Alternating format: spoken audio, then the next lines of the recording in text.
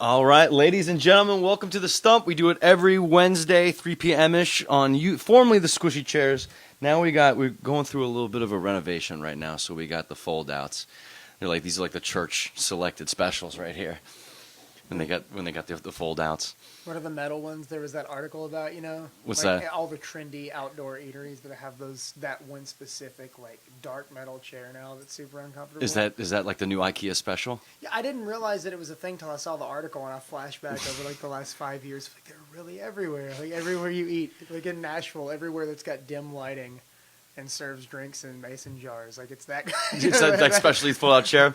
But it's the Stump. We do it every Wednesday. And next week, I believe we're going to have guests. I got to play with those guys a bunch, and they're really talented. Namazu, hard-hitting, heavy, thick. They're going to be coming in there. And but today, got a very special guest, and I'm really pumped to have him in the studio today because it seems like your work ethic is unbelievable, and you have a lot of fun playing. Ladies and gentlemen, Ben Ricketts. Hi, how's it going? I'm Ben. Yeah, dude, I'm pumped to have you. You're newly to Memphis. Yeah. Formerly of the Oxford area. Oxford, Corinth, really most of North Mississippi, but Mississippi is, I guess, just because of the nature of the state and the nature of the way that a lot of art communities are there, it's very tight knit. Mm-hmm. So, like, if you play music in North Mississippi, you definitely know people and play music with people from down in like Hattiesburg or Jax. Like, it's a very specifically Oxford, but very much just Mississippi based until a couple of months ago. I'd imagine because it's such a small scene. Because I don't know what kind of other bands you played in. Because I know you have a long history in music, but like now it's kind of like a synthy popish songwriting kind of got a feel to it, almost like Youth Lagoon or Beach House, but more upbeat. Mm-hmm. Yeah, you're not just sitting there like kind of like whining in the dark. We're here to dance. Yeah. I actually did a guitar show last night, which like with the synth or the samples and things and playing guitar and singing. That's a little more low key, but I still like to. I don't know. I feel like there has to be some kind of driving force to it. Because with if you're playing an acoustic show, for instance, if you're playing guitar or piano, that's all it really has to be, and that's like a great thing. If you can present a great show that way, it's amazing, and it's like this. It's this thing where it is very fundamentally about that. It's about the songs. It's about the lyrics. It's there doesn't have to be more to it. If there's a band, I mean, there are ups and downs to it, but the same way there's that energy, and I don't think that. I mean, certainly there are degrees of stage presence, but I don't feel like people necessarily have to put a ton of thought into putting on a great show as a band. Okay. It's like you have that energy, you have that electricity between people. I feel like if I were to phone it in with what I do, it would come across just really bad. Because it's like there's so much more there than if I were just playing an acoustic guitar or a piano, but there's so much less there than if I were a band. I feel like if I was just kind of phoning it in, it would just feel like I was, doing glorified karaoke. Well, which is basically what I'm doing when I'm dancing too. Well, because you go out there, you have. I mean, I don't know what the equipment's called, but it's basically like you have your beat machine. You'll have and you'll go and work on that, and you'll be singing and working and producing. It's like a lot of people I know get upset. Or they easy to rag on DJs these days, but not like not like me. But but like DJs, how they just press a button and they play electronic music, and they every once in a while they yell into a mic, and they're like, "Are you guys having a good time?" Yeah. But like what you're doing is you're producing the music live in person using electronic as the medium. Yeah. But it stems from there. It's not just that. So people get kind of actually watch you create something as it goes, and I think that separates you from a lot like what we call like a DJ, because you're actually doing a performance. You're producing a song in real time. I definitely appreciate that, by the way. That's something that I do kind of strive for, because there's a lot of stuff that is prepared on like a sampler that's it's kind of pre-programmed or it's there. But I always like to bring in something improvisational or something even random. Like I've recently started using a 4-track as well, where I will have loaded different sounds onto each track, like recorded them in through effects or whatever, and kind of have them categorized by track. And so even if it's a point that I'm not playing something directly, or if it's a point that I'm not doing a specific line, I can do things like play with that tape machine, see what kinds of combinations can happen, and try to this is going to sound very pretentious. I am a big fan of John Cage and like that whole idea of like music by chance, and the idea of doing something that is so grid based and so straight ahead is like most electronic music, but still introducing that idea of chance, or introducing like, I don't necessarily know how this is going to go in the live setting. And I mean, luckily it works out most of the time, but that definitely is an idea that excites me, is bringing that kind of performance and that kind of experience into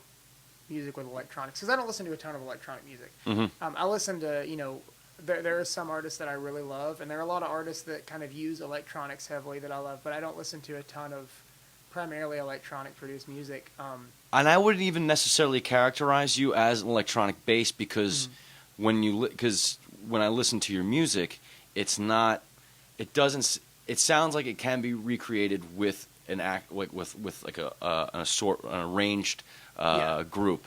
Like you can point out the different instruments in what you're doing, so it doesn't sound like an electronic song. But I mean, that's how you create it live, and how you create it for the recorded setting. So I think that's kind of a differentiator, because I don't want anybody to listen to your music or listen to this interview and think, oh, it's just, look at Deadmau5 over here, or something like that. That's not what your music sounds like. That's not what it's based. It's not the opening to Blade. You know what I mean? But no, it's like a song, lyrics, and you get the like chord progressions and a chorus, and it goes from there. So it's not. I don't want anybody to think that it's like some electronic DJ music. Well, for me, it's another. I think it's just another mode of making sound. It's like, I've got a friend that we got into a conversation a couple of years ago about how he actually asked me. He said, "Did you start recording as soon as you started writing songs?" Mm-hmm. And I told him, I was like, "Yeah, pretty much." And he was like, "Well, that's something that interests me." He's like, "Because I noticed that people who tended to have started, it's a lot more of like a connected process." And so it's like, my first couple of records that are mostly acoustic, guitar based, and then I was adding other instruments on top and stuff. That was always part of it, was like, how can I do some, just any strange effects or any strange sounds, or how can I record this in kind of a different way? And I mean, it was very like piecing it together and trying to learn different things and figure out how to make a weird sound or figure out something. And so when electronics came into that process, first through just software and then later through some more hardware stuff and all that, it definitely. I also don't really view myself as an electronic musician in the typical way of like working, around. It's another tool to bring the ideas to life or the songs to life, and I definitely, the recording process and the writing process follows most of the time more of a singer-songwriter kind of thing, where I'm sitting there with a guitar or a keyboard and I'm playing the same thing over and over again, and then it comes into, okay, well, it's in that same mindset as when I was making acoustic records or whatever. That's like, how can I make this cool sound make sense, Yeah. And it's kind of like differentiate the sound and add to it to make it sound bigger than it's just you recording it. Well, that, and also just something I definitely talk about a lot, and I feel adamant about, is constantly trying to find ways to be in like new territory. It's like when you first play an instrument, that instrument is like, it's its own thing. You're exploring these methods and you're exploring the way notes work together. And then you might get a new effects pedal and you're just enamored with this effects pedal and it's learning all the things that it does. And every time you add a skill or a new tool, it's kind of there's this. The more you learn with it, the more you learn about the methodology, and the more you learn how to make sounds work. But you're in that point of not really knowing what you're doing and just following. And so for me, it's like, no matter what instruments I'm using, or no matter, now with like working with electronics, no matter what kinds of samples I'm using or what kinds of synths I'm using or whatever, I'm always striving to be in that space again where I kind of don't know what I'm doing. Yeah. And it's definitely fun. I mean, there are ideas that I've had that started with electronics, but a lot of the time it starts with just a standard sitting there and writing a song, working out chord progressions, and then just being like, what can I try to push this into another place? So you like the feeling of uncomfortability? Oh, very much so. Like that sounds. I wouldn't say like complete and total uncomfortability, but having an element of randomness or an element of not knowing where it's going is definitely a big thing. Well, I mean, just to distinguish between it, there's a difference between being to like being knowledgeable, like the uncomfortability of just like feeling awkward, like a like a I don't know, like a fish out of water, but or just not knowing, like you're not supposed to know what you're doing when you're first doing it, but at least recognizing the fact that if you're uncomfortable doing something new, you're not knowing what you're doing, you're not supposed to. Yeah. You're supposed to be learning on the fly, and that's kind of, I mean, that's like the arc, like that's how you stay young throughout your, like through old age. Yeah. Is the constantly kind of learning up, keeping up with technology, than rather than being like, I don't know how to program this VCR. Yeah. But if you're constantly uncomfortable, I mean that'll force you to grow and become better than you were the day before that. That's what I love about a lot. There are a lot of like more, classic rock or classic pop musicians that I think have done that really well. Of course, I'm a big David Bowie fan. He's an artist that I really love. That he. I remember when The Next Day came out. I bought The Next Day like the day it dropped. I think that's the first album I ever like went to the store the day it came out and like bought. I had to have it like immediately, And I was really happy that it wasn't just like, I mean, yeah, there's the Heroes throwback cover, but it wasn't a record that was a bunch of songs about space, and it wasn't a record that was a bunch of songs about, his coked out clown characters or whatever. It was a new thing. Yeah. Scott Walker, not the congressman, but the, Yeah. the recently deceased musician, did a lot of 60s pop stuff and kind of, chamber pop sort of stuff. And then his last couple of records, he did stuff with, oh my goodness, was it Merzbow, or that he did a record with? But it worked with a lot of noise artists, and his last album is like an instrumental, like orchestral thing. It's super dark and super unsettling. And that's infinitely more interesting to me than seeing artists that seem to stay kind of in their bubble, Yeah, well, I mean, that was the thing. Like, there was when David Bowie died, there was a GIF that was going around, everybody was sharing, and it was just all the different kind of like faces of Bowie. But these were all just kind of like moments in his career, and you couldn't have that if he wasn't constantly reinventing himself, and that was part of the appeal. Like, so I would imagine it's more comfortable, like for stability as an artist, to be like, all right, this is my wheelhouse, this is my track. These are what my fans expect from me, and let's keep doing that. And I think a lot of bands, I mean, how many of those bands, Sands, like Rolling Stones or something like that, who had the same sound. Beatles reinvented themselves. They kind of finding that new sound, and having a fan base that's quirky and weird enough to follow you along the way, and at the same time picking up new people. I always love when I find like an artist or a song like that, and then all of a sudden I go back to the back catalog. I'm like, who is this guy? Yeah. I mean, like, and I may like it. It may be appealing to me, and I'm trying to think somebody off the top of my head that was like that, but I'm not sure off the top of my head. I don't know why Sugar Ray comes to my mind, because they first record was like that rap metal thing. Because they hoodwinked us all. They put out that like I just want to fly, and then half of it was like hardcore stuff, and we're like, man, yeah. A big band that did that for me was in high school. I remember hearing the Flaming Lips, Yoshimi Battles the Pink Robots. Oh my god, I love that album. And then I loved Soft Bulletin when I got into it. And then I War with the Mystics I was iffy on, but I loved Embryonic. And then when I was in community college, The Terror came out, and I loved that. And getting deeper and deeper into him and going back and discovering all the like pre-Soft Bulletin stuff, where it's like, pretty much kind of garage rockish, but it's still just this very left field amorphous thing. And going back and discovering that there was this band that I had loved and followed for these years, and there was this whole other half of a career that was completely new and completely out of left field to me, Yeah, it's like discovering a new artist within your favorite artists. And when I did, there was a record I put out back in 2015 called Where Nobody Knows, and it's, I mean, again, all electronic drums and stuff, but not a lot of this made it onto the record, but a lot of the drum fills and that I was listening to a lot of kind of the mid-era Flaming Lips stuff, like Clouds Taste Metallic and all that, and like Stephen Dro's drumming on that is just like so erratic, and the kinds of fills and the kinds of drum sounds, and again, coming from making basically an electronic record, but those were the drums I was listening to. Like, I want to make drums that sound like this, and they're so blown out and so kind of all over the place, Yeah, it's kind of spastic, but at the same time controlled. Yeah.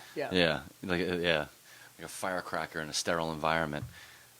I like that. And that's Yeah. it's a good good analogy. Yeah, I appreciate that. And one thing that I found you have on your Bandcamp, Ben Ricketts. Please, we got Ben Ricketts on the Stump. Everyone, if you're just joining us, on your Bandcamp, you have 28 EP albums or singles. Is that the count? That's the number. I counted it up, and it's from like 2000, I believe, like 14 to present day. 2011, yeah. 2011, and like up to now, Afternoons, which is I believe your latest EP. Yeah. That came out. Came out on the 10th anniversary of my first show. Really? Back in February. Yeah. It just seems like you're constantly cranking it out, and I don't. It kind of reminds me of something that Jay Retard said in an interview. It's like you have this certain amount of time that where you have the ability to be creative, and it's not necessarily true, but you have that you like to keep up a pace, and it seems like you're taking advantage of all of that. Like between the dashes, you are just. I mean, what's your work ethic like? Because it's pretty remarkable to watch how much you're churning out. It's definitely a little different now than it was. Again, I started playing shows in 2009. My first EP came out in 2011.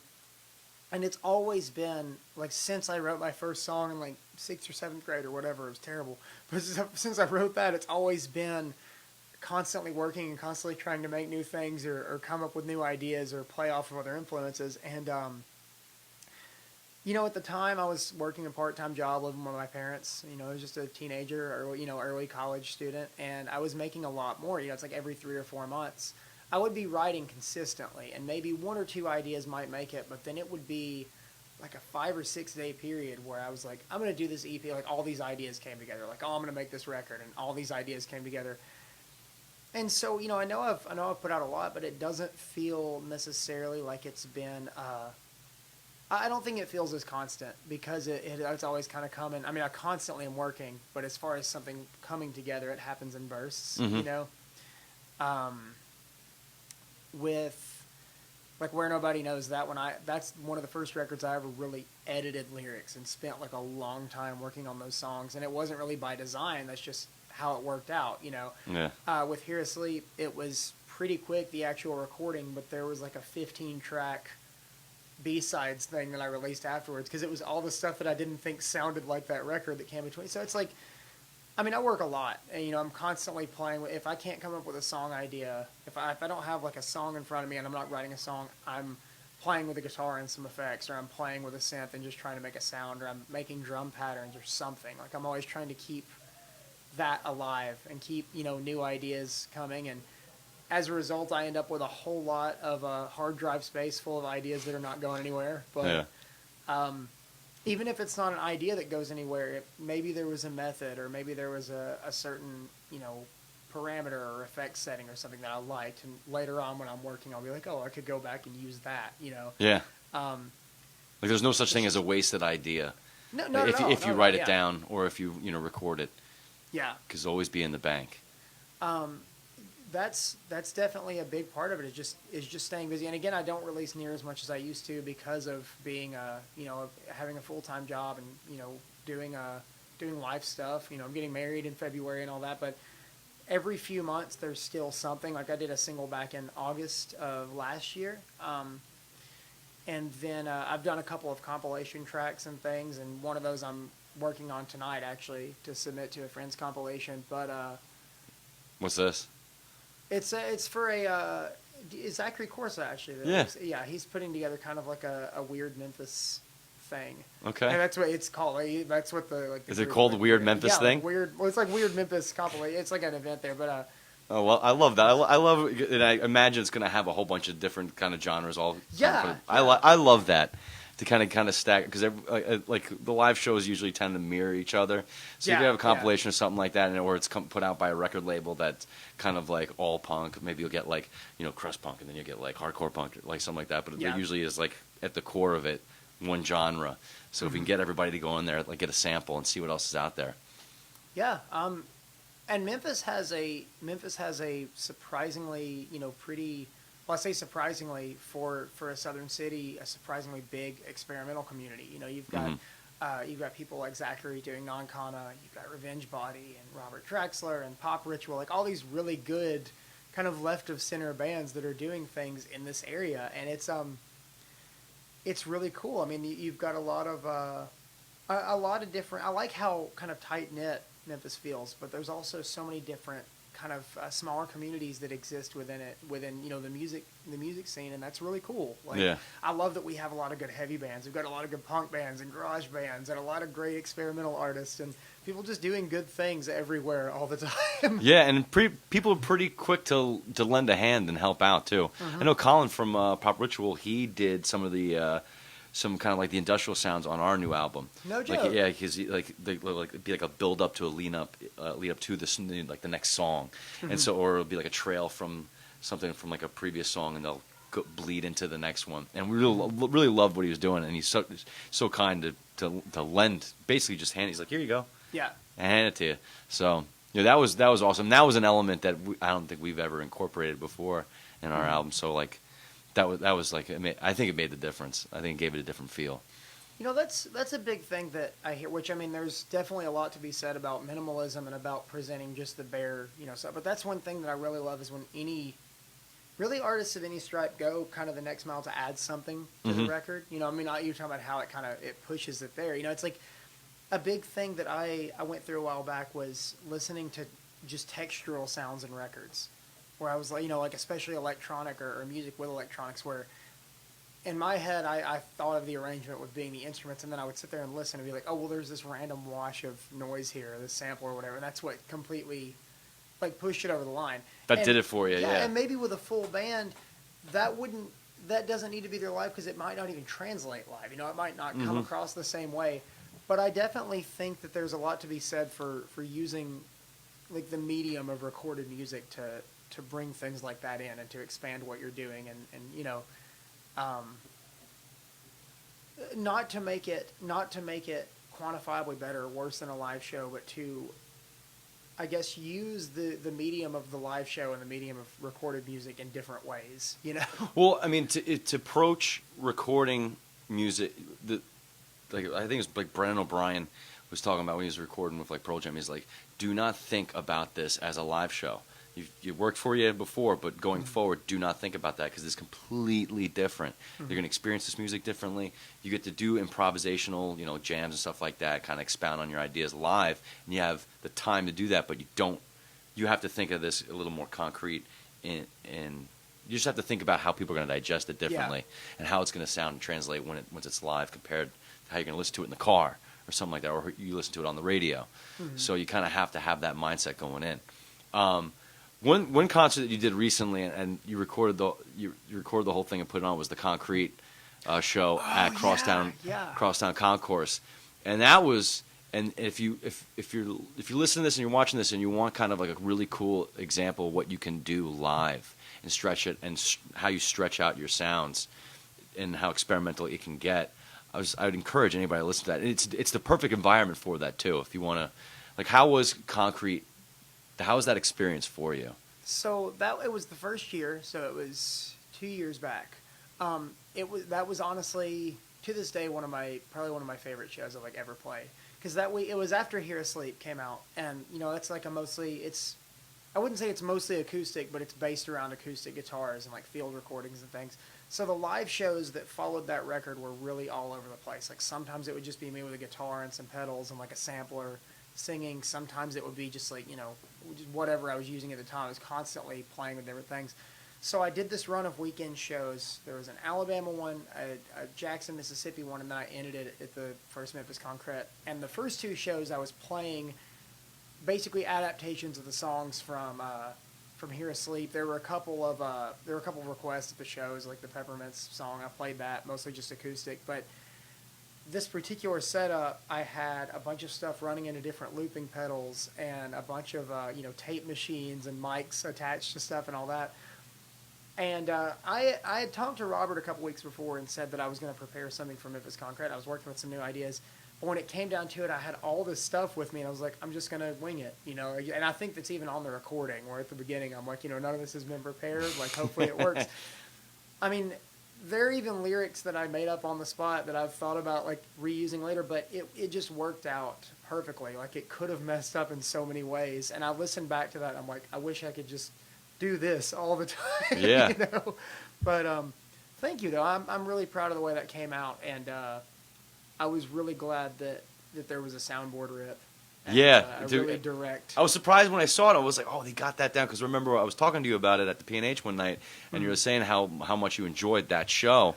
And then I saw, and then I saw that you recorded. I was like, "Oh, I have to give this a listen." And it was really cool. It's very spacey at the same time, but but it's light and fun and direct. And I didn't know it was improvised. Oh, yeah, Now, it's completely just off the cuff. Like yeah. I had a guitar and some effects, and vocals, radio effects, and 2 or 3 tape players, and some various like toy instruments. Like there was a little wooden xylophone and the slide whistles and all kinds of things. And it was basically there was a clock there, and I knew kind of what times I had to go through, and just kind of kept moving with it. And again, like I said at PH that night, if I could just get away with doing that all the time, that would be the best thing. I mean, well, a lot of bands do that. I mean, essentially, yeah. what you're doing is what like Grateful Dead made a career off of, which is doing a lot of improv jams. Yeah. Yeah. All right, and then kind of distributing it and recording it and distributing it at these live shows. So that's the cool thing. I that's one thing I love, and you're kind of bass jumping a lot to do that with this kind of equipment like live. You kind of there's not really a net because it's just you. With a band, you could point at a drummer, you could point at a bass player, you could point at a guitarist, you could point at the singer. It's all kind of just with you. Do you like that kind of responsibility and burden? With what I normally do, it's not near as burdensome because there's so much. Again, there's a lot of stuff that's live, but there's also a lot of stuff that's pre-programmed or that I know this is going to happen here. There's some stuff that I can trust on. It's like if I hit this button on the sampler, I know that these parts are going to play the way they're supposed to play. Whereas with something like Memphis Concrete, there's a little bit of burden to that kind of performance because it is, it is very very multitask oriented, even more so than a normal show of mine would be. But on the other hand, there's something infinitely more relaxed about it because you're not trusting on where the song's supposed to go. You're just like, this is what I hear right now, and this is what I want to hear, and this is the part that needs to fade out. It's a much more it feels a lot more like the process of again, playing a new synthesizer, playing a new pedal or whatever, where you're just in that immediate moment of what sounds good right now and where should this sound go, not in terms of a song structure, not in terms of making a catchy chorus or necessarily like a catchy melody, but where should this go in terms of the pure like sonic character, like where do I want this sound to end up. And so in a lot of ways shows like that can be more burdensome, but in a lot of ways they're also like infinitely more relaxing to play. I believe it. It's just a different kind of show. Yeah. And what? Because all right, now I won't know it, but just anybody who's watching it, like, what kind of was it? A piece of equipment that got you in to like, or was it an artist that kind of directed you to take this direction in your music? Both. Both.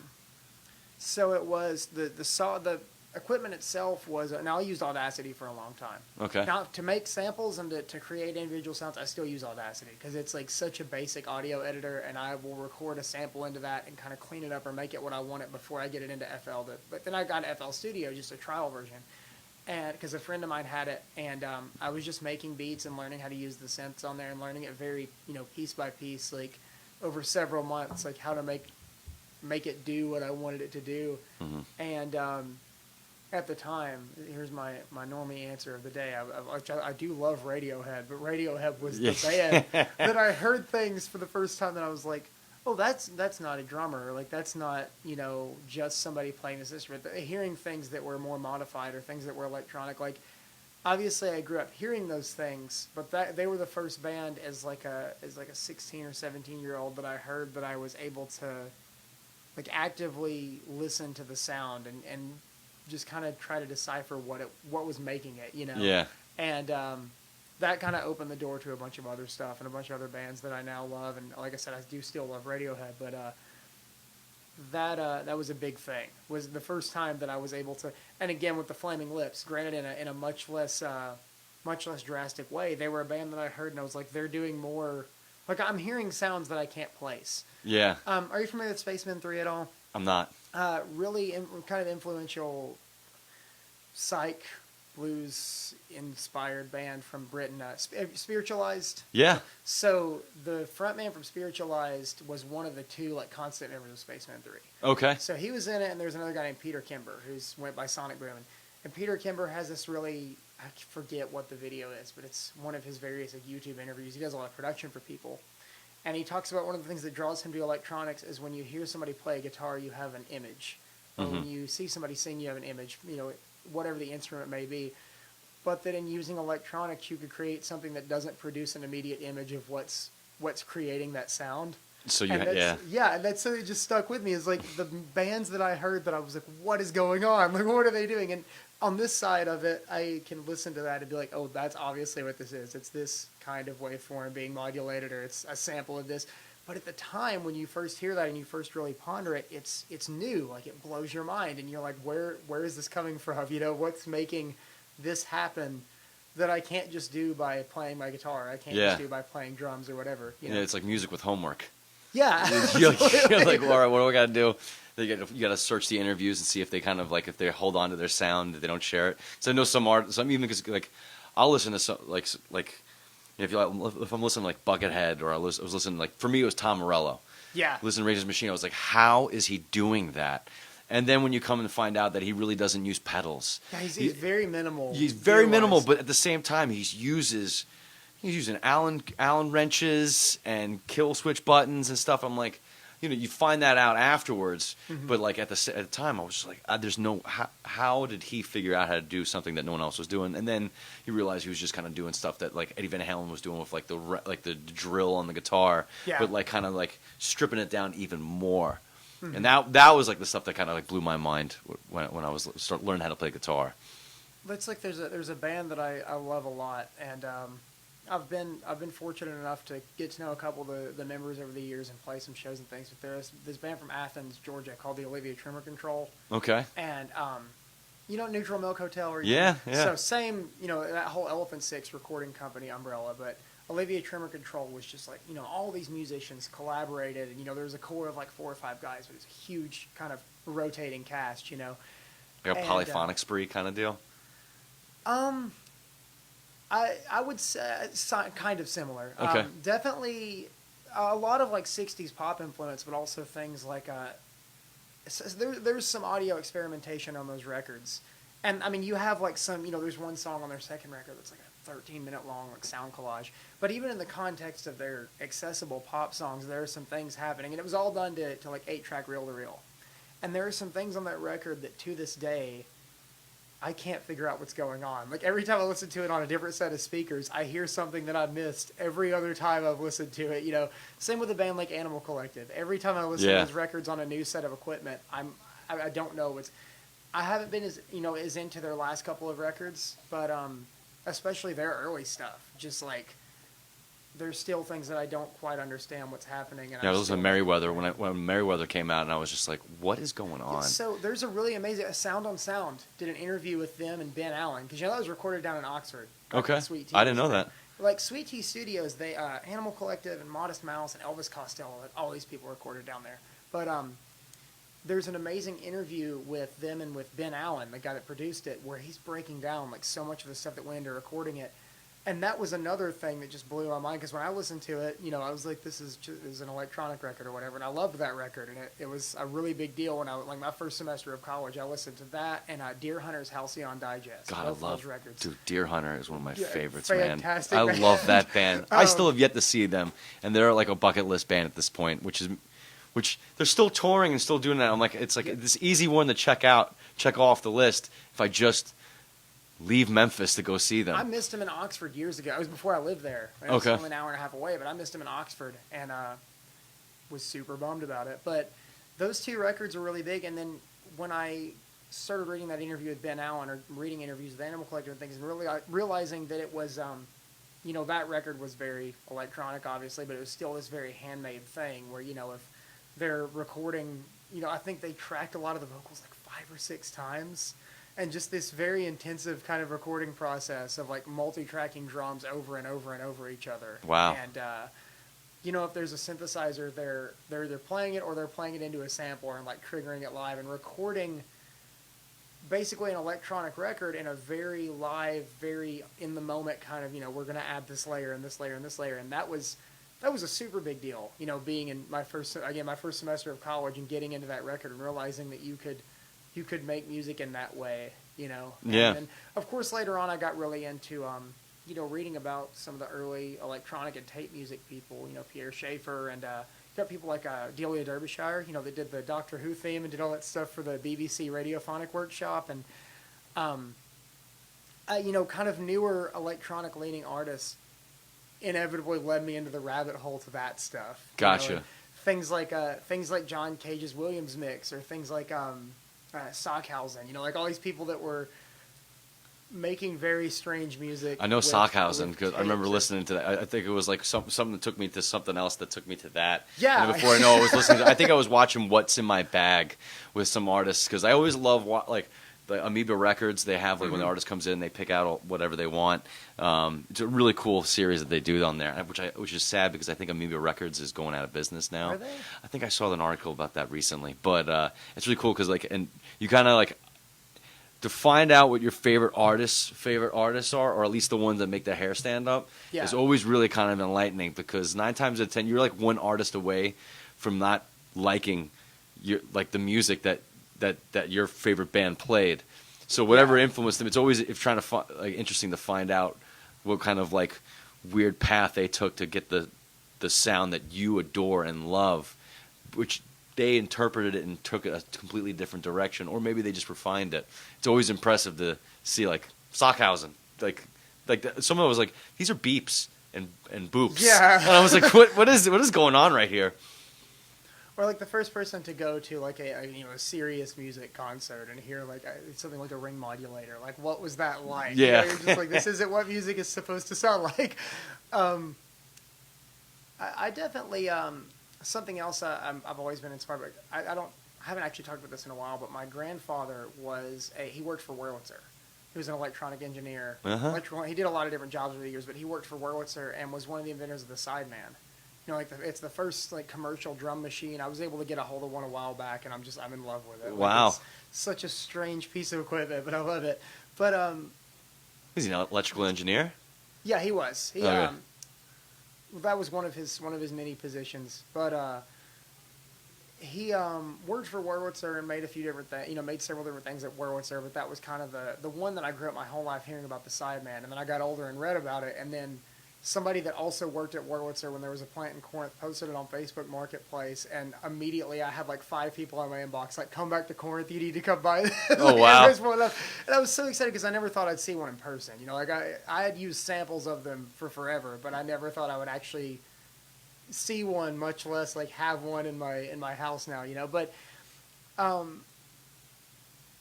it's definitely... For me, there's also that connection of I feel like it's almost like a folk music. I feel like it's like a family tradition to like make beep sounds. Well, yeah.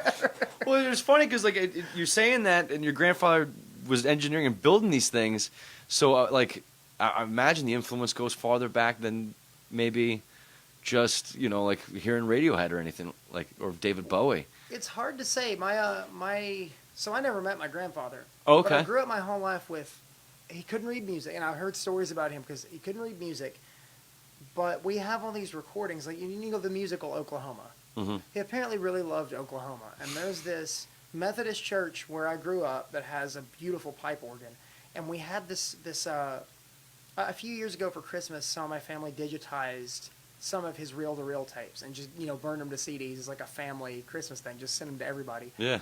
And so there were a lot of Christmas songs and things, but my mom ended up telling me about they had this tape of Oklahoma, and supposedly he watched the movie Oklahoma for the first time, and then went to the church the next day with his reel-to-reel and recorded the soundtrack on the pipe organ, which I can't do that like that. That just that's a different level than my Brady operates. Yeah. And he wasn't trained. He didn't really have I don't think any significant amount of what would be like theory knowledge or whatever. And one of the things that I always loved is on that CD that we had, there were there was a sound of him recording a whippoorwill out on the porch, and that's all it was. Like it was just like him talking to the whippoorwill and recording like a few seconds of this whippoorwill. And to me now, that like then it was cool, and to me now I'm like, oh, like this was just there's this family member who also just loved sound. Yeah. Like, and one of his dear friends that worked at Wurlitzer is a family friend, and one of my best friend's grandfathers, and we kind of got together one day and we're just kind of catching up, and he's like, your grandfather can make any sound with a circuit. He's like, I saw him there would be a sound he was interested in and he would wire it up. And for me, that's like, I don't understand electronics in terms of, circuitry and internal work at all. But there is this element of what feels like a very familial connection with it, Yeah, well, yeah, well, that's where it came from. Yeah, almost like yeah. it kind of like it was like genetic. It kind of got encoded onto you. Maybe so. Maybe there's some gene of just like liking turning knobs and Yeah, that's pretty wild, man. Oh, but also going back to a previous in our conversation, artists that kind of reinvented their sound, Radiohead. Because if you go back to the Bends, that's all like acoustic, like kind of like you know. I don't remember listening to that and hearing any electrical influence until it went into what was it, Paranoid Android, or OK Computer. OK Computer was definitely getting there, and then I just can't imagine being, I was like a kid. I think Pablo Honey came out like a couple months before I was born. Okay. So I can't imagine having listened to Pablo Honey and liking it, and listening to Ben's be like, this is even better, and then listening to OK Computer be like, oh wow, they're expanding stuff, and then 3 years later, Kid A comes Kid A out. be like, well, it's like, I have a friend who we got into a big. They're one of those bands. It gets into the same territory as you look at a band like Pink Floyd, where everybody's very passionate about what their favorite Floyd record is. You know. And to me, they're almost at that state where like people have their favorite record, their favorite Radiohead record, and they're gonna have their reason. Yeah. I've got a friend though that we were talking one day, and he said my favorite Radiohead record is probably tied between The Bends and King of Limbs. And I was just like, that's a stretch. Very that's a stretch. Yeah, which King of Limbs is. I mean, that one is definitely one of my favorites because again, it was one of the first. No, I mean by that point I was into a lot more of that stuff, but it was definitely probably the first record of a band at that stature that I heard, making sounds like that. Yeah. And, it's like I was so late to the game on Bjork. Like I'm still late to the game on Bjork, but I understand her musical influence, so I can appreciate it. But what I've heard, like, was it Army of One? I know the hit, or that other one that goes "Set You," but they're like kind of structured songs, and my brain can go up, up, up, up, up, up, up, up. I can follow it, but I know she goes deep and out there. I mean, it sounds like something that comes from Iceland. With her last two records, honestly, like I love the classic stuff, and I love Vespertine, the record. I think it was late '90s, early 2000s. My year is off on that, but the Matmos produced, did a lot of the production with her on it. I love that record, and I love kind of her more experimental pop stuff. But her last two albums are, honest to goodness, like my favorite work she's done. Like Utopia is my last big run of shows before I kind of took a break from it, where I was driving a lot. I was just binging that record, and so much of it is very freeform, and kind of there's a lot of it rhythmically that isn't as it's not hard to follow, hard to listen to at all. It's just like it doesn't make as much sense in terms of like pop songwriting, but it's just I love it. Yeah. it's just good stuff. And of course there are infinite numbers of artists at all levels that are doing amazing and interesting things, and it always amazes me to see artists at that level that are still. I mean, it's like when it's a ballsy move to go. It's like a little Kanye West. Like the last few Kanye West records are an example of like he gets popular as this producer who's bringing back like soul sampling on the radio, and then he starts making 808. He comes out of 808, and all of a sudden we're like, what? Yeah, and then like My Beautiful Dark Twisted Fan, like Yeezus, I just binged that year. Yeah, because I was amazed more than anything by the production on it. Not because I'd heard it before. There are a lot of the first one that comes to mind, like everybody had heard distorted hip hop from Death Grips by this point. Yes, but to hear an artist at that stature that was putting out a record like that, I was like, this is. I mean, yeah, it's the more marketable version. It's the more sellable version, but at the same time, it's really cool to live in a time when we can turn on a top 40 record and hear influences from people that are doing things on a lower. And we could get into a conversation about the way the music industry chews up and spits I was out just thinking. lower I was level just thinking artists. that. Yeah. But I mean, it's. I mean, we live in. I mean, just to be fair, we live in Memphis, Tennessee, right? I mean, like we are in a capital of a place that has done things like profiteered off blues music without the original creators being credited as well as they should be. It's like that has been a part of the music industry as long as the music industry has existed. I would say the creative industry, as long as the creative industry became an industry. Absolutely. Yeah. And so I definitely don't want to say that. I certainly believe that my favorite music is still stuff that I'm finding on Bandcamp or finding just random way out in the wild through playlists or whatever. But I definitely am interested in the way that pop music has started to absorb weirder trends than it ever has. Well, I mean, because I would think that now with streaming and it's everything's accessible and the distribution model has changed such where you can, they're like, all right, well, screw it, it's not going to get on the radio anyway, so let's just do what we want as an artist, and if I have a name that's enough to push it out on its own and people will listen to it, then I can just get it out there and they can make up their mind for themselves. Yeah. So like a Kanye, him changing his sound wasn't a far stretch. He can do that because he already had the credibility. Yeah. And you'll like him just because he's Kanye, or you'll like it because it's good, it's new, it's something I haven't heard before. So it's a ballsy move, but at the same time, it's something that was calculated. Yeah, which is where the bad side of it, I think, comes in. Yeah. And at the end of the day, there are people that are doing that much better who aren't getting paid well for it. I mean, again, that's just the nature of nature of the beast. The nature of the beast. There's an artist that I found on Bandcamp forever ago, and I think I was one of the and I was just a random, just dropped onto this page after looking through Bandcamp Discover.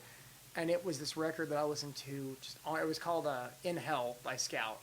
Very low key, very dark kind of folk record, and I've binged it. I've listened to it so many times. Like I ordered one of the tapes, and it came with these custom matches, which is really cool. Yeah. But it was one of those things that I was like, why? Well, I understand why it isn't. I feel like when people talk about why is this not huge, it's because I don't have a problem with pop music, but it is made to be accessible. It's obviously if you're going to have an artist like say Kanye West doing something more out of left field, it's going to be the marketable version. It has to be. It's not going to be the best version or the purest version. It's going to be the market. So it's not even that kind of feeling that someone's been snubbed that I hear a lot of. You find a new record and you're like, why is this not huge? But you're finding a record that maybe isn't listened to a lot, and you're like, how could I just share this with people? This is so good, and I feel like people fundamentally should enjoy what this is. Yeah. But that that's the artist in you that's kind of speaking to that. Do you think that because all right, what is more important to you personally, distribution, or capitalizing on that through feedback? It's honestly hard to say. I mean, for me, I tend to lean toward just wanting to make music and get it out in the world. I know so many people that kind of play the proverbial game. They do the looking into every way you can network and every way you can do this and do that and get played here and get placed on this play. And there's nothing wrong with that. It's an amazing thing. But I know so many people that have done well with it and so many people that have had great records and tried to do that and chased it into the ground. And it's I feel like with any entertainment or arts related industry, I mean, the bare truth is most people are not going to have massive levels of success. Yeah. If I was ever hit with some golden, thing that it just worked out, that would be great. But I also don't think I've ever made music with that expectancy. And I think, at least in my opinion, the best thing to do is just make the things you want to make and utilize whatever avenues there are to get that to the people that you want to have it. And if you can get a few more people to listen to this single or this record than the one before it, that should feel good. It shouldn't be about well, my friend has X amount of streams and I have X amount of streams. If anything, be like, wow, I got a stream. yeah. Yeah, like Well, yeah. that's what I had a time. And I don't have just insanely good streaming numbers. I don't have like huge streaming numbers. But something that hit me one day is I got kind of bummed out about seeing some streaming numbers of mine, and then what occurred to me when I really thought about it is I'm like, so for Spotify, for instance, what is like 45 seconds? Mm-hmm. I think that's the register of play. And when I saw that, I'm like, this isn't a negative thing. It's not the hugest number, but to think that this many individuals are taking time from their day to listen to something and to, enjoy or even just to listen and digest something that I made, that's a cool feeling. Yeah. Like that's a really positive, like interesting thing. Like I've had people that have reached out to me and show me where they have like artwork of mine or like merch of mine on their walls or what, and it's like that's such a cool thing to me. Like the idea that not only has somebody enjoyed it, but that it's made this internal thing that somebody wants to cherish part of what I'm making. And it's like, again, I don't want to draw it as a dichotomy between, you either do something cool or you make money. Because as we've talked about, there's so many in between. It's not a fair kind of gauge. Yeah, it's not. And there are so many different levels to, what is the music industry or, whatever. But it's just, my biggest goal is just to, you want to make something that's good and you want to market it and put it out in the best way possible. But at the end of the day, that, especially right now, that I don't think that can be the main focus unless you're at a very specific level. Where I hate golden age mentality of music, saying like, oh, it's not like it used to be, or music isn't as good as it was, or bands aren't making as much. It's like nothing that is as young as the music. Like recorded music is so young and it's constantly evolving. Yeah, I mean, so we don't have a norm. Like there is no norm. There is no ideal.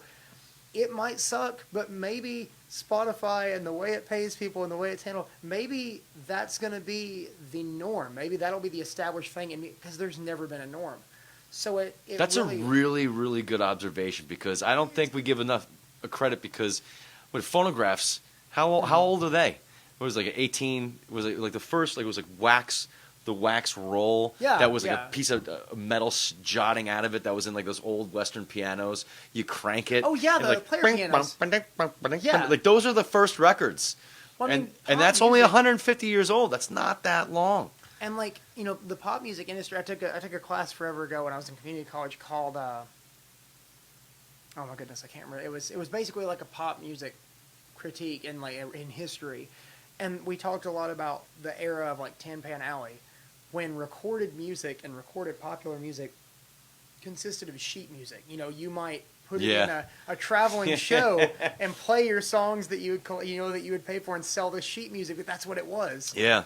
And so the idea that anything that has changed so constantly and so drastically every year, there's never been a period in any bit of music, or I really think in any modern, arts-related industry where anything has ever stagnated. So I think that I understand people's frustration, and I definitely have had my times that I'm frustrated, or I feel like I'm doing, maybe working toward an unattainable goal, or wondering what that goal is. But at the end of the day, I think we put way too much on that, because it's completely unpredictable. Yeah. It's completely, you don't know where the trend is going. You don't know what people are going to listen to. You don't know what's going to be the next big thing. And all you can really do is just make what you want to make and try to get that to people that are interested in it being made. Yeah, because I mean, when you were first recording music, or when you were first making art. By the way, we have some of your art. We could talk about that right now, because this is pretty cool stuff too. Thank you. Yeah, you didn't have the I know I never had the idea in my head that there's a dream of playing in front of a crowd. There's the dream of hearing your music in a record form through a speaker. It wasn't like, I'm gonna become popular. This is gonna it may have happened a month after the dream might have materialized, but the first initial one was pretty about as pure as it gets. And then so now you see people have your artwork. You see a stream, someone, like they said, 45 seconds. At least for 45 seconds, someone you don't know listen to your music. Yeah. That's got to be a wild feeling. It's cool and it's humbling, because I've always thought it's funny that everybody who makes art, there's this of any kind. There's this element of like self-doubt, Hmm. which I think is really weird because it is the most egotistical thing you can do. Like to pour yourself into something and be like, these are my thoughts and these are the things I love and these are the things that I think should exist. And I also believe that everyone should experience it. Yeah, Like, yeah. there's the, and I really, I'm constantly interested in that kind of dichotomy between self-doubt and the absolute most self-centered thing. Well, like an egomaniac with the inferiority complex. Yeah, absolutely. Yeah. And it's, on one hand, it's humbling, but also once you've made it over that hurdle and realize what you're doing, there's a new confidence that comes with that of, wow, even if the streaming numbers aren't great, I can put my mind to something and I can put my passion in something and someone is going to, not only is someone going to enjoy it, but I don't have to be bashful about that. When I first started playing shows, I was bashful. You know, people would tell me they liked it and I felt bad accepting compliments because there's that self-doubt thing. But once you get over that hurdle and realize what you're doing, you're like, I believe in what I'm doing. And whether one person believes in it or whether the single comes out and it does really well or whatever, the fact that somebody else believes in that is not only humbling and it's not only great, but it's also affirming. Like, wow, I believed in this. I thought it was good, and somebody else liked it too. Yeah. And that's cool. Like, you don't have to pretend that you're not proud of it. You don't have to pretend that. I mean, you don't have to pretend that you don't think it was good. Like, there's not. I don't feel like that carries over into a lot of other like DIY art forms. Like you don't go to makers markets and hear people like, oh, you know, I guess my wood cutting is okay. Yeah. Like that. It's like you should be able to revel in knowing that you made something you like and that somebody else likes it too. You know? Yeah. Like, It was like the difference between ego and self-esteem. yeah. Like have good self-esteem about it. You don't have to be an egomaniac just because you get a compliment on what you're doing. I got really interested, and this is a really weird place to get inspiration from, but Nick Offerman, one of his books, Okay. called Gumption, where he talks about like his people that he thinks like shaped and created modern America, and he goes into a lot of course it's a really funny book, and it's his, you know, kind of really dry humor throughout, and he talks about certain presidents or certain honorable actors or musicians or whatever, but he also talks, because, you know, he's a woodworker. Yeah. And he talks about different woodworkers and things like, you know, the methods they use or the innovations they made or whatever. And I got really fascinated with the idea of, and this sounds so pretentious, but the idea of like of craft, of like, not craft as in, you know, this is my craft, but literally focusing on the minutia of creating music or focusing on the minutia of creating art and not feeling like it has to necessarily be this huge emotional thing, but you're making something because you believe in, you know, this again, it's kind of pretentious, but you're making something with the raw material that is sound. You're making sound you like. You're making sound that you think other people should hear, and that's I definitely think we as musicians need more of a maker's market kind of, you know, more of a Mentality, craft mentality about it. if anything, just to, and that would help with promotion, because as soon as you feel good about what you're doing, it'll be easier to tell everybody what you're doing and kind of describe it. Yeah, because artists tend to be the worst self promoters there are. That's why they have to hire someone to do it for them, because it's hard enough to feel good about what you're doing. You're like, I don't know, should everybody kind of listen also, to this I or can watch say this? right now, the thing that I love about working, like the things I'm the proudest of, are not always the things that translate. Yeah. So, like, if I went out and promoted what I thought was the best thing about what I was doing, that's going to be the thing that is like completely left out of the equation. Yeah. You know? So you said, I think before we went live, you said you were Ben Ricketts, everybody, ladies and gentlemen, on the Stump. You said you were in between records right now, so you're currently working on something new. A few things. Yeah. I've always been kind of drawn to like a certain methodology for each record, and it's not necessarily purposeful. It's like I just get really obsessed with working in one way. So it'll be like, I'm only going to use sounds that I make with it. Like there for a while, I got this monophonic synth, and I was like, I'm going to make a record where every sound is from this. It ended up being one song on my last EP. Okay. but I've definitely been in the writing process again, trying out different things. And this is such a ridiculous debate to be having on myself, but the big thing is how much of it I want to be software reliant as opposed to hardware reliant. And it's not really like any superiority one way or the other, but it's literally about like the workflow of like, the single that I'm working on for that compilation is it's got these very specific, very like, carefully put together rhythms that I couldn't necessarily do with like one of my drum machines. Like I couldn't put that amount of attention into it. So right now I'm in that stage of writing things and working on things and trying to figure out which kind of guiding methodology is gonna lead the production and lead where the ideas are going. Gotcha. But, I'm hoping to have something out new. I try to do something for Halloween every year. It almost never works out. Like the last time I quantifiably released a Halloween thing was 5 years ago with Bumps in the Night. But it'd be cool to do something for Halloween. That might be awesome. So that would be slick. I'm not announcing it, but that is my soft goal right now. Okay. To have something relatively creepy ready for October. Do you have anything lined up for Halloween, like as far as a show to kind of do that, or you got? Is that a soft goal too? There's a show right now that I know I'm playing in October, on October 6th at the High Tone. It's not announced yet. We're still I'm not like, stepping on anything by talking about it, but I'm still working on the lineup. If there's anything going on musically, that'll be there. If not, I'm still going to, I'll be playing and I'll present the show as normal. But it would be really cool to have a lot of Halloween stuff ready for that. I try to have some props and things when I can, so that'd be cool to... The Halloween shows are the best. Yeah. Every year, if we play the weekend before, weekend after, we're always in costume. Last year we wore cheetah Speedos. I was at that show. Yeah. I did a show in Nashville, and there were two people, like a couple, and they were both dressed as Charlie from It's Always Sunny when he's in like the denim jacket. And the Dayman and Nightman. No, the like the Rock, Flag, and Eagle Charlie. Okay. Like they were both in that full like denim get up, and they were a couple, but like the guy and the woman, they were both to a T dressed in that outfit. That's I was like, that's awesome. Like it'd be cool to have a whole band of like, at that same show there was a band, and they were all, I think they were characters from The Shining. Okay. This band called the Spiderberries from Nashville, really cool garage rock stuff, and they were all decked out in like they were different. Like the two guitarists were the twins. Okay. It was super cool. They were all characters from The Shining. I got to check out Spiderberries because I think you're the second person on the Stump that has mentioned that band. No joke. Yeah. I don't know if they have anything out right now. They've got like a thing from the house show series that the guys in the band Terrible run, like the video series. I think they've got one of those. I might be wrong, but I don't think they've hardline released anything.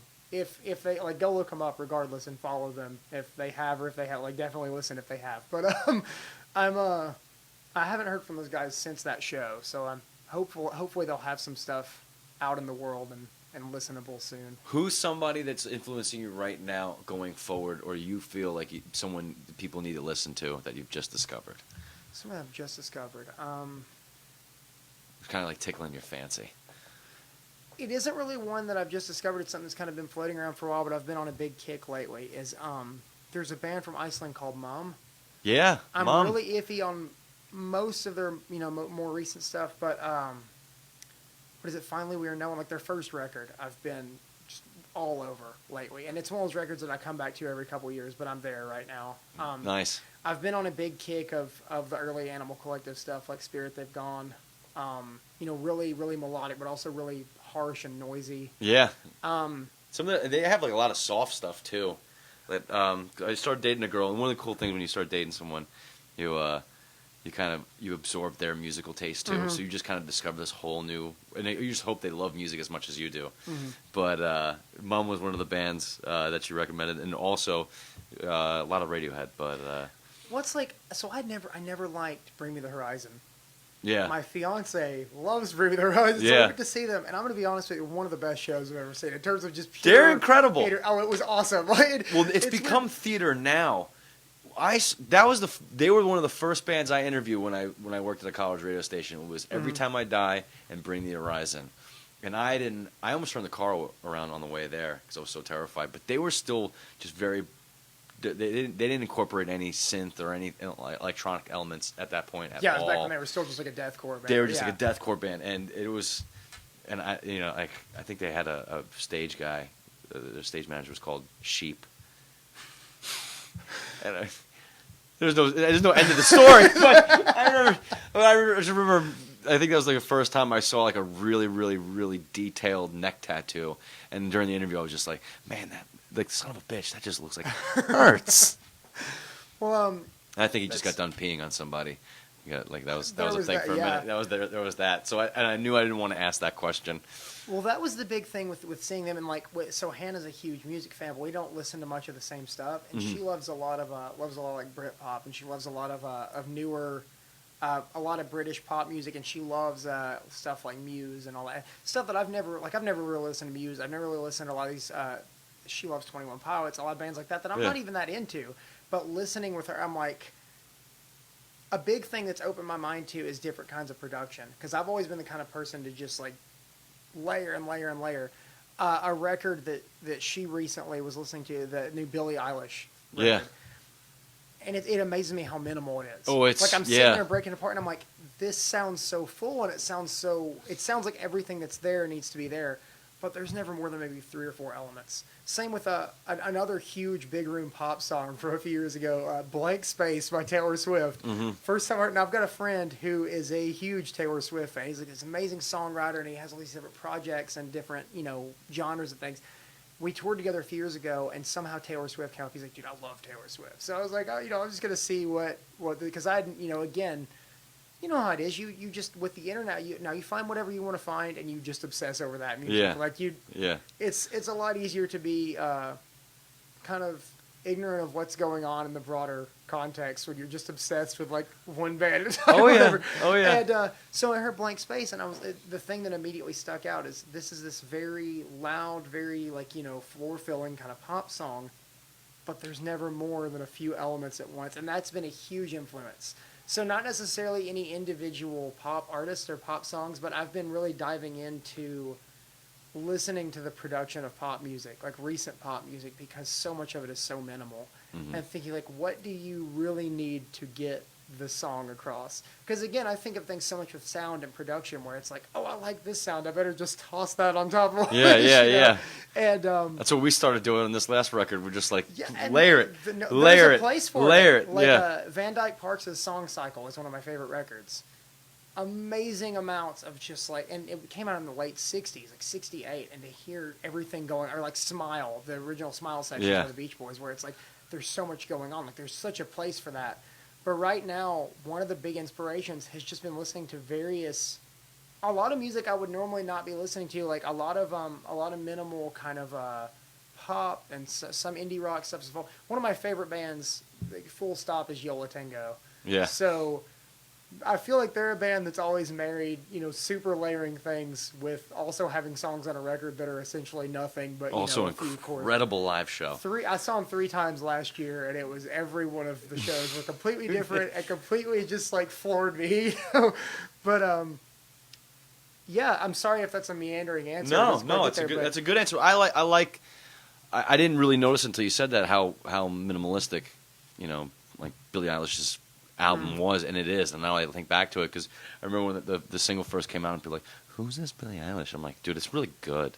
Yeah, but it's it's pretty quiet as Mhm. well, and I think that's kind of how seductive it is in its presentation too, because it kind of lures you in. Yeah, and it's also, I mean, to kind of get into the, I guess, like the pop history side of it, it definitely mirrors where music is right now. Where, like, Phil Spector was producing things to sound good on transistor radios because that's where most people were listening to music. Like, most people were listening with a cranked up, like, mono AM transistor radio. And, you had a lot of bands that were doing things when stereo first started becoming a thing. They're like, we just got to put stuff at all the places in the stereo space. And then, it's like, well, we have to make all the pop music loud, and we have to make it where you can ride with your windows. It always followed. There's an amazing book. David Byrne wrote a book called How Music Works, where he talks about how the venue you hear music in is one of the biggest determining factors in how it gets made.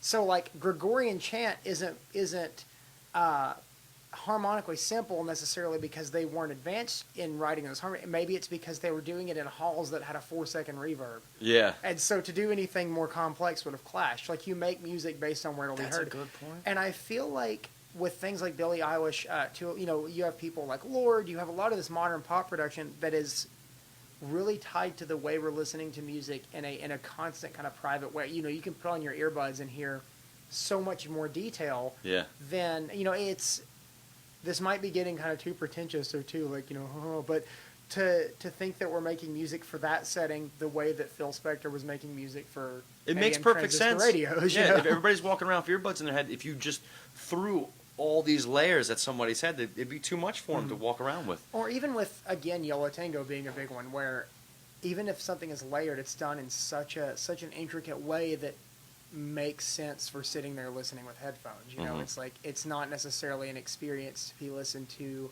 like, blowing you away. Or, I mean, granted, they're a band that definitely has those moments, but and Nothing Turned Itself Inside Out. Like, it's my favorite Yellow Tango record, and that's a perfect example of a record that's like, even in its most layered moments, everything has a place. And that's a big thing right now, and definitely where pop music is a big influence is everything in those productions has a place. You know, it's like, even if I don't necessarily like the song I'm hearing, I can listen to it and be like, that is the perfect drum sound for this, or like, that's exactly where that needs to be in the stereo field, or like, that reverb is exactly where, you know, it's like they did this on purpose. Yeah, it's deliberate. And that's a big, and again, I'm sorry if that's kind of a weird, different answer than necessarily an artist, but again, a lot of time there's a lot about methodology that inspires me a lot. It's a sound that's attracting you, not necessarily an artist.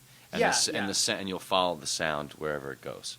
Yeah, and I think that's what ends up getting me in kind of a rabbit hole with individual bands. Is I'll get into one band and I'll break apart everything I can. I mean, I'll just like, that's what I'm listening to. That's what I'm like obsessing over. That's what I'm taking in, and because a lot of time it does get to be about a certain sonic quality or something, and I'm just like, and that also ends up being a kind of a pitfall sometimes, because I'll make a sound that I really like or find a certain synth patch or a guitar effect or whatever, and I'm like, this is awesome, I gotta make something with this, and it never goes further than this immediate mood because I didn't have anything going into it other than this is a cool sound. And but that's a good launch pad. It can be, and other times, I mean, like, it could be a pitfall at the launch pad. Other times it could be the worst. Like I've got this one loop that I made with so the chord monologue has a parameter lock, like has a motion sequencing function where you can basically sequence 4 parameters the way you would with notes. So you can sequence the notes, but say you've got the filter cutoff knob, you can set 16 different steps of where that knob is turned, and when you play the sequence, it's going to automatically move that parameter, and it's going to lock with the sequence. So I've got this one sequence on that synth that's a drum sound that's literally just filter resonance, or like the resonance cranked up and the filter cutoff changing, and it's this really blippy drum pattern. And I've tried to write like 8 songs around it, and it's not happened. It's not doing it. And I won't let myself delete it. Like, I've even recorded it into my computer just so I have the audio to where, like, even if I have to overwrite the patch, I will eventually use this sound. Yeah, it's like a really good premise in a stand-up set, but like it's just nothing else is. Sometimes you got to put it off to the side, and you got to be like, maybe I'll touch this one later. I'll go with that. Good, like that. That's me in the. I don't know. I think you were there the last week. Where I was talking about wet in the bed. I don't know if I was there last week. I was there and you talked about the bees. I like the bee thing. Oh, the bee thing. Yeah. It was 2 weeks ago. But by the way, just you do have a show this Friday.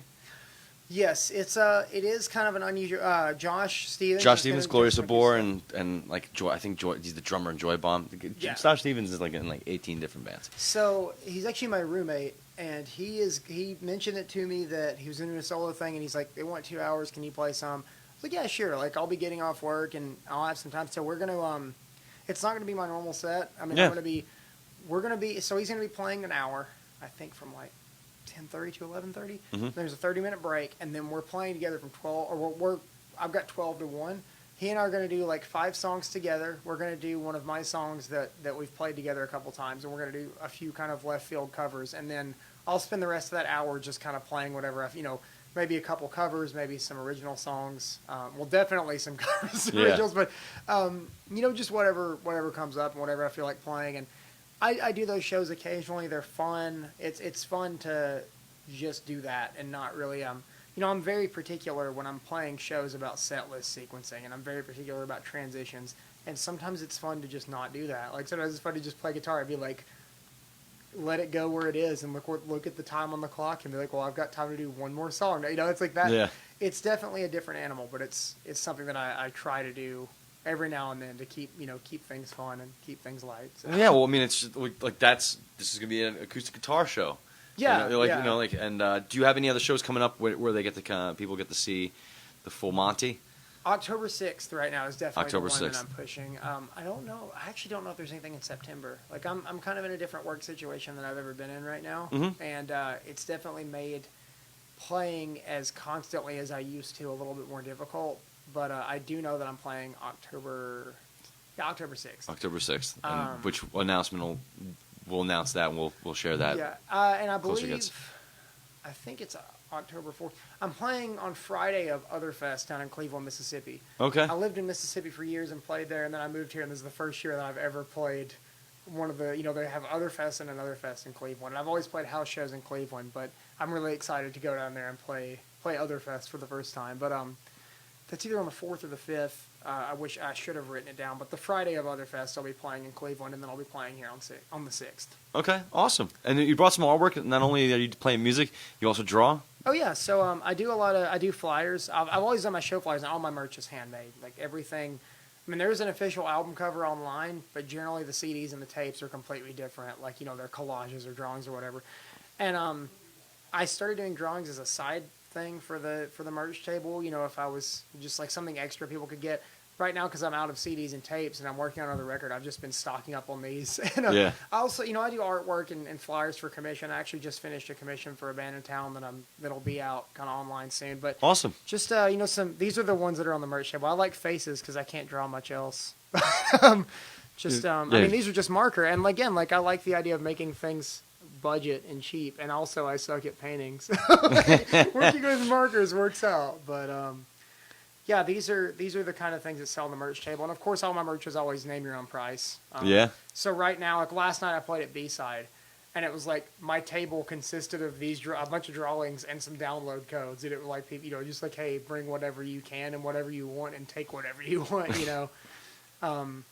Which I definitely like that model of working, not just with stuff like this, but also with CDs. I like this one.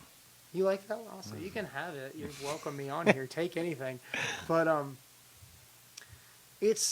I don't, have any kind of high-minded ideas about being a visual artist or whatever, but I definitely enjoy it, and it's definitely something that's fun. And I love doing the handmade merch. Like with Afternoon's EP, all the tapes had black and white individually drawn tape covers. All the CDs were, I don't know how the CDs were for that one were. Oh yeah, same thing where I wanted to go with just like a pure black and white, like really lots of filled in space. Like they took a very long time to do. There were 20, I think that it was a limited release. There were like 25 tapes and like 30 CDs, but they were all just like clear cases and then completely like just with ink pen, like very carefully, like mostly blacked in designs on CDs and tape covers. And I mean that was fun. And it's I definitely think that people connect with it in a different way. I've definitely had ideas about if I ever do things through a label or if I ever have things mass produced, I still want to have a select amount that I still make things for. Yeah. Because I enjoy that. It's fun, and especially doing things name your own price. It's cool because I don't have much of an overhead, and it feels good. I mean, of course we can talk about how much time I spend drawing or whatever, but that's really beside the point when it comes down to like, if somebody doesn't have the $10 that I would have to offset the cost of, say, something that was mass-produced. Yeah. They can pay $1. They can pay, 50 cents and walk away with something that or, if somebody wants to do it. And that's like, I definitely like working in that way with art and with music where it's, again, I'm making something and I'm making something that I believe in and that I believe should exist and people can engage with that in whatever way they feel comfortable and whatever way that they're able to. Well, that's awesome because you get to meet your audience in the middle. On that point. Absolutely, and again, like I definitely, there are many different levels to being a musician and the profession and the industry of it all. And the way I see it, if I'm still operating at the level that I'm operating at, there's no reason that I shouldn't be doing things in a relatively communal way with how I'm handling merch or how I'm handling the process of distribution. Like it's not helping anybody for me to release a record and pretend like I'm doing it on like a grand scale and have like a rollout. Like, at least at this point in my life and in my career, it just makes more sense to do things by hand and do things in the most, in the most handmade, personal way possible because that's what it's, the people that it is reaching are just they enjoy that, or they're about that, and it's making a connection beyond the, they might like the song a lot, but now there's a handmade CD cover or a postcard that I drew up on somebody's wall, and I get sent a direct message of that, and that's a cool thing to know that it's of course it's an amazing thing to know that people are connecting with the music, but to know that there are people that are, I guess, personally connected with what I'm doing in that way. It's like, I don't know. Again, it's humbling, and it's really cool. Well, with an attitude like that, I can't see why that something like that doesn't need to spread more and more and more and more. And I love that how you care. It just shows you care, and you're willing to put that time. That, and you're bit by the artist bug, so you're probably screwed anyway. You probably don't have a choice in the matter anyway. Yeah. Well, it's, I kind of, a long time ago, it became clear that, like, the way a friend of mine said it, you have that idea when you watch Glastonbury videos as a kid that you're like, that's what I'm going to do. Mm-hmm. And then it hits you that, like, probably not. There's a very real chance that this could be something big, or you can make a lot of money. But until you're at I have friends that are in nationally touring bands. When they're not on tour, they work like jobs. Yeah. It's like, unless you're at a very specific level, it's not a long-term sustainable thing. And I definitely am, I don't mean making music, but making music as a form of primary income. Like, I don't think that it's, unless you're at a very, very specific upper echelon of the industry, you're not making retirement money, or like, you're not making like house payments from it. And instead of denying that, I think it can be good to step into it. It's like, I've seen a lot of people, I think when we all first start making music, we want to play in the bigger venues. We want to play in the big room. The assumption is that if you play in a big room, there's going to be more people. But it's like, not the case. Not at all. And it would be. I remember we did a show in Oxford, and there was the local entertainment paper was interviewing local artists and asking, like, because there was kind of a lull in shows and a lull in attendance. And they were saying, how do we adapt to it? And my biggest answer was, instead of complaining that people aren't filling the rooms, just play rooms that people can fill, Yeah. Like, we did an acoustic, like, songwriter night at Square Pizza, which Tate Moore owns. He was in Kudzu Kings and all. He owns the place, and he was all about it, because he's always done a thing where if you play an original song in there, you get free pizza. Uh-huh. But not even for that. We're just like, can we have this one-night show in here? The place, you can maybe fit 20 people in there comfortably. They had the doors open, and there were people outside. Like, we had it before the big, bar and dinner rush. There were people outside the doors listening. And that was so cool, because it was like, instead of playing in a bigger room with this play the room show, that people can fill. Yeah, and that's not to say to accept stagnation or to accept something less, but I think that would be the powder keg that might move it forward, because they tell two friends, they tell friends, and that's how you kind of build the scene. It kind of builds out from there, kind of mushrooms. Absolutely, and again, those are the bands that have always been the ones that have hugely influenced me. Like of course, I've talked about Radiohead and all, but the bands that growing up were like, when I did discover the Flaming Lips, and I realized that they had like a couple hits or whatever, but before that, there's the years of records of just like slowly building. Or like, by the time Animal Collective was like big enough that most people I knew had heard of them, they were on like album number 8 or 9. And it was so cool to think of, basically you can just build a cult following long enough that it becomes big. And if it doesn't become bigger, then you've still built a cult following. There are people that are still following what you're doing passionately. And frankly, that should be, again, I don't want this to come off like I'm saying people shouldn't strive for more. But because obviously you should always be looking to advance. Everybody should be trying to do more with what they're doing at all times. But I definitely think the notion that numbers and like fiscal success are the only thing you should be, the only parameter you should qualify what you're doing. But I think it's really poisonous. Well, Josh Homme from Queen's Stone Age said, if you expect anything from music, you already expect too much. Absolutely. So I love that theory. Like, again, if this is something that touches you, and this is something you want to do, and this is something that you think you need to share with people, you've already crossed that line where most people don't get to. And that's why, like, if someone was starting out right now, what would you tell them? Like, that kind of has that bug. They think they can do something.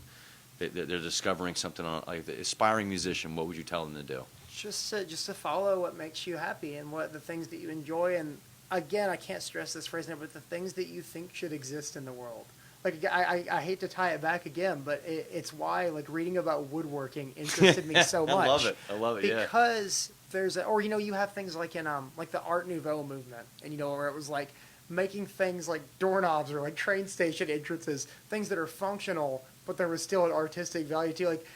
Not even, I mean, there's so much to be said for the greater truth of art, pushing forward a message, but at the bare minimum, make something that you think should exist, and make something that, if nothing else, it fills the function of, I believe in this, I believe that this is a thing that should be in the world, and like that should be, in my opinion, that's the bare minimum of making art. Like make something that you think deserves to be, just to be a thing, make the song you want to hear, make the if you're a woodworker, make the chair that you want to sit in. Yeah. If you're a filmmaker, make the movie that is the movie you want to see. Make the visual art that's what you want to look at, that you want to hang on your walls. Like make the things that you'll like, because we are individuals, but we're a lot more people are a lot more communal and a lot more we have a lot more alike in terms of the way communities operate than I think we like give ourselves credit for, yeah. Especially in this modern idea of like rugged individualism over the last few hundred years, Yeah.